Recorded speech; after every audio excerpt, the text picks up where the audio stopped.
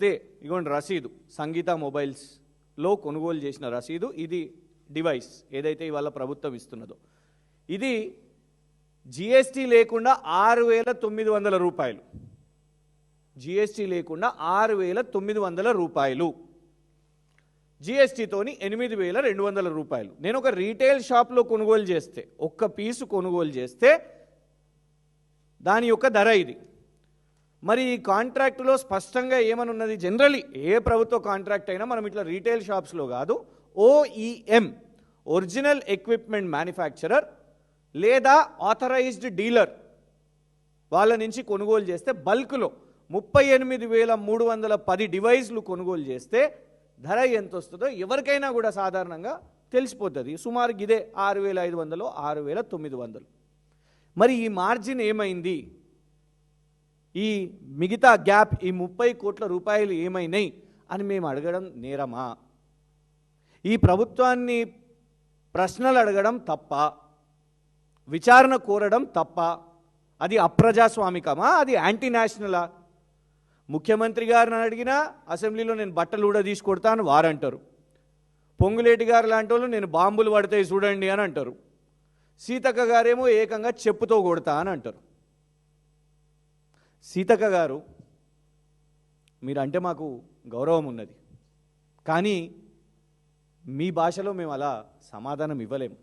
మా విద్య కానివ్వండి, మా సంస్కారం కానివ్వండి, మా పార్టీ పెద్దలు కానివ్వండి, అలాంటి లాంగ్వేజ్ మేము యాక్సెప్ట్ చెయ్యం. సో మేము అనేది ఏంటంటే, విచారణ అడిగితే చెప్పుతో కొడతా అనడం ఏంటిది? విచారణ కోసం అడిగితే మా మీద కేసు వేయడం ఏంటిది?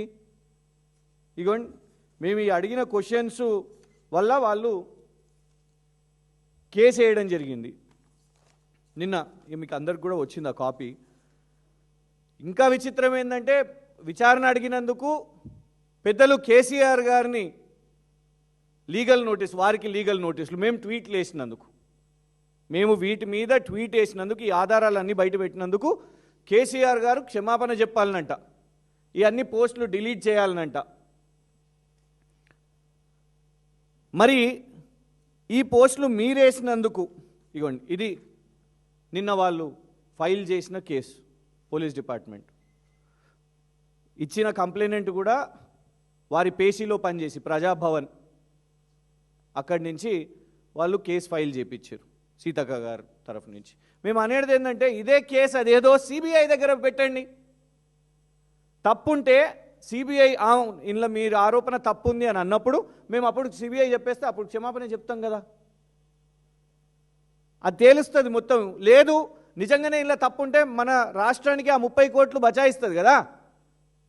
ఇదే 30 కోట్లతోనే అంగన్వాడీ టీచర్లకు వాళ్ళ జీతాలు, లేకపోతే ఇంకేదన్నా వాళ్ళ వెల్ఫేర్ కోసమో, లేదు చాలామంది ఓవర్సీస్ ఫెలోషిప్, ఎస్సీ ఎస్టీ బీసీలు ఓవర్సీస్ ఫెలోషిప్ మాకు బకాయిలు ఉన్నాయంటే ఇదే 30 కోట్లు వాటికి లాభం అవుతాయి కదా. మీరు మీ రాష్ట్ర ప్రభుత్వాన్ని కేసేసే బదులు ఇదే కేసు సిబిఐకి వేయండి, పూర్తిగా తేటతెల్లమవుతుంది. మీరు లీగల్ నోటీసులు కేసీఆర్ గారికి పంపే బదులు సింపుల్గా ఇందులో క్లీన్గా రావాలంటే సిబిఐ విచారణ కోరండి. ఎవరిని కాపాడాలని ప్రయత్నం చేస్తున్నారు సీతక్క గారు?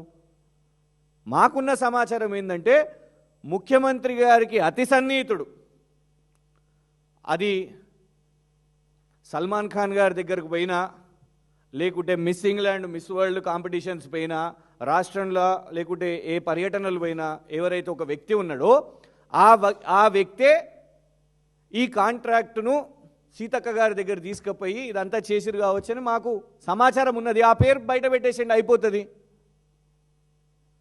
విచారణ చేస్తే తేలిపోతుంది కదా, మాది తప్పుందా మీది తప్పుందా, మా ఆరోపణల్లో తప్పుందా అని. అది కాకుండా దీంట్లో కేసీఆర్ గారిని లాగడం ఎందుకు? మా మీద కూడా విచారణలు చేస్తున్నారు కదా మీరు. మీ ప్రభుత్వం వచ్చినప్పటి నుంచి పరిపాలన వదిలేసి ఎంతసేపు కేసులే.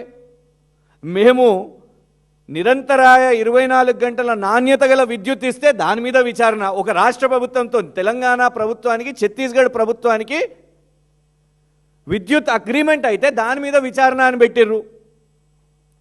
అయినా పెద్దలు కేసీఆర్ గారు వచ్చారు కదా. సీతక్క గారు రాష్ట్ర ముఖ్యమంత్రిగా పనిచేసిన కేసీఆర్ గారు, తెలంగాణ ఉద్యమాన్ని ముందుండి నడిపించిన కేసీఆర్ గారు, తెలంగాణను సాధించిన కేసీఆర్ గారు గప్ చుప్ ఒక్క మాట మాట్లాడకుండా మీరు విచారణల పేరు మీద పిలిచినా వచ్చిండ్రు.